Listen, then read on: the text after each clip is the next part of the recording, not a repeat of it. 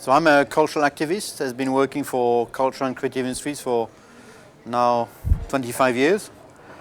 working in the music and film industry, a lawyer that became a lobbyist, and we became a researcher, with always the aim of promoting the interests of cultural and creative industries, based in Brussels, in order to be close to the European institutions, influencing the European institutions, but also working closely with cities and regions and industries,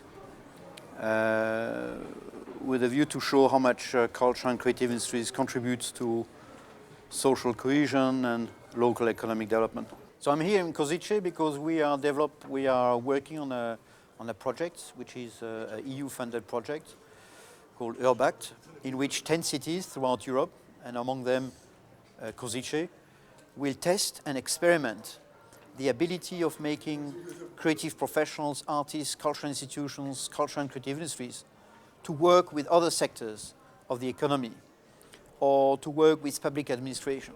to see whether we can create interactions, break the silos between the different disciplines, and encourage people to work together and merge the different skills. So to get scientists, engineers, technicians, business people, entrepreneurs, to work with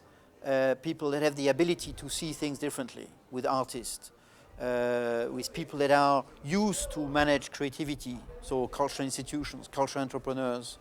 architect, designers, and see whether we, by merging those different skills, we can generate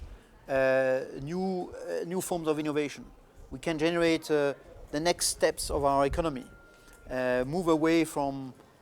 traditional manufacturing of processes and be really more innovative with a view to make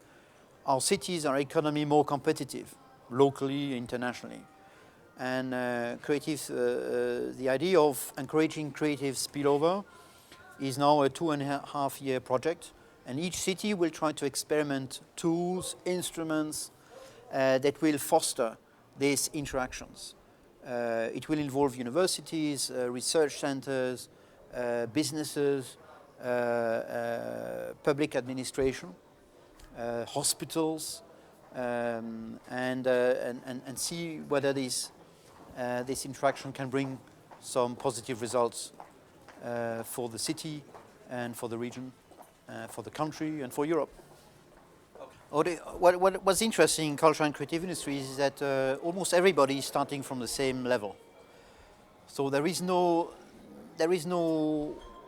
one country or one region or one city that has developed the ultimate mechanism or structure or processes to help develop cultural and creative industry. So it's a new area, and everybody is coming with their own strengths and weaknesses. And from my experiences, if we compare between the Western and Eastern Europe or Eastern European cities, is that what I can feel here is energy. Very often this energy stems from the fact that the people that are managing those programs, and are very often young people entrusted with a lot of responsibility, and you feel a lot of passion, of new ideas, a willingness to share, willingness to learn, and to develop their own things. And the advantage of a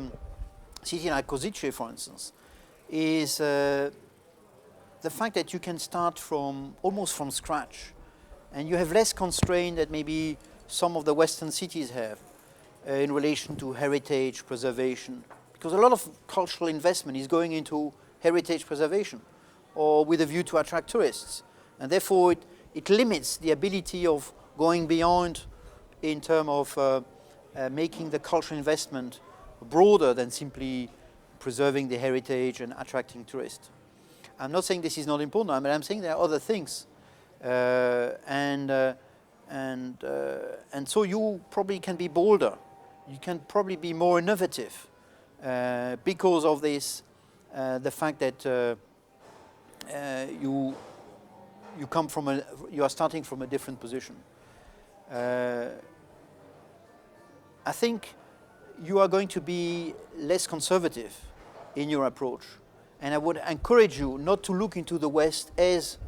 the example, because there is no example. It's for you to develop it here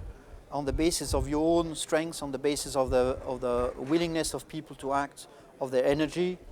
and you will show the way to the West,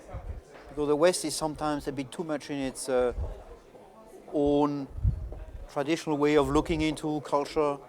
and is maybe limited in its apprehension of the value of culture.